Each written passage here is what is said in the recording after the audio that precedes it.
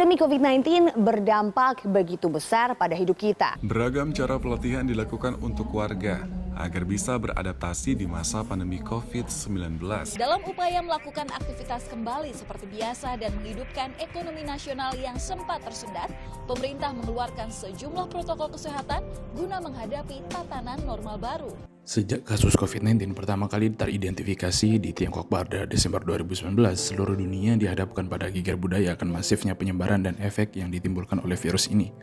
Pada awalnya kita dihadapkan pada perasaan khawatir dan melindungi diri seoptimal mungkin dari terpaparnya SARS-CoV-2.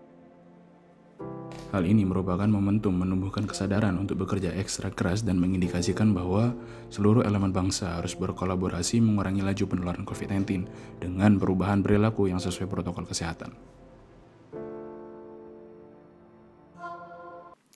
Kita harus membuat dunia untuk segera pulih dari pandemi.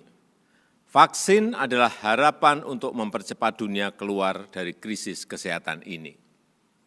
Akses yang adil dan merata terhadap vaksin harus dijamin. Namun hingga saat ini kita melihat kesenjangan akses vaksin masih sangat lebar.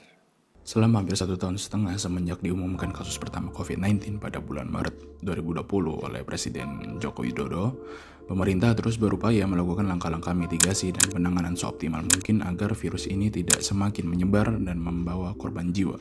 Beragam pilihan kebijakan ditempuh untuk menghadang laju penyebaran, mulai dari penerapan physical distancing hingga pembatasan sosial berskala besar atau bisa disebut dengan PSBB di berbagai daerah yang terpetakan sebagai epicentrum atau penekanan dalam penyebaran COVID-19 ini. Pemerintah juga memberlakukan larangan mudik menjelang Hari Raya Idul Fitri dan juga Idul Adha. Terlepas dari berbagai opsi kebijakan yang ditempuh, pemerintah Indonesia seperti halnya pemerintah di negara lain belum bisa memprediksi secara akurat kapan pandemi ini akan segera berakhir. Kondisi tersebut pada akhirnya membawa pemerintah Indonesia pada pemahaman untuk menerapkan kebijakan new normal atau tatanan normal baru sebagai respon realitas terhadap eksistensi COVID-19 serta diperkuat dengan estimasi penemuan vaksin sebagai satu-satunya senjata untuk menanggulangi COVID-19 ini. Dapat disimpulkan bahwa kebijakan tatanan kehidupan normal baru ini muncul sebagai kalkulasi rasional terhadap perakiraan kondisi ekonomi nasional, serta pemahaman realistis bahwa kemungkinan besar COVID-19 tidak akan pernah hilang dari muka bumi, sehingga masyarakat harus menjajaki kemungkinan untuk hidup berdampingan secara damai.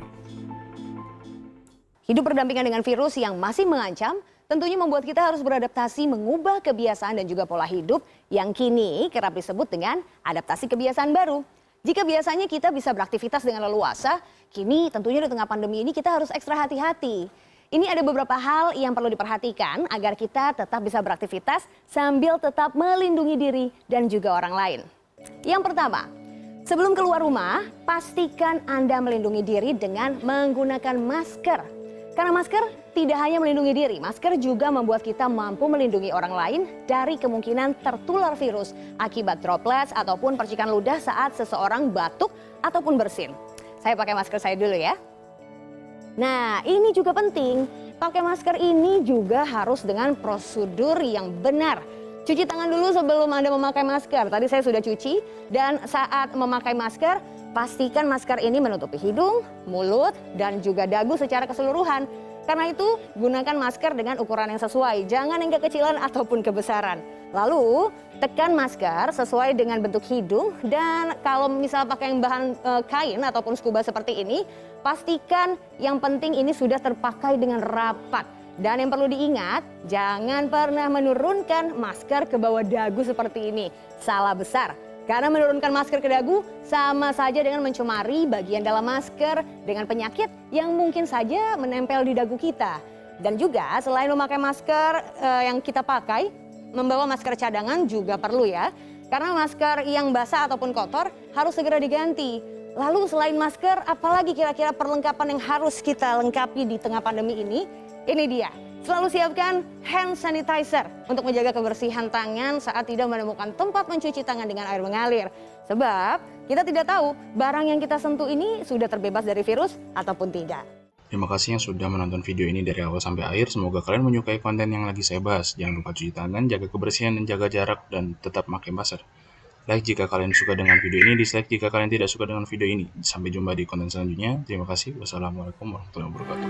Aku bukan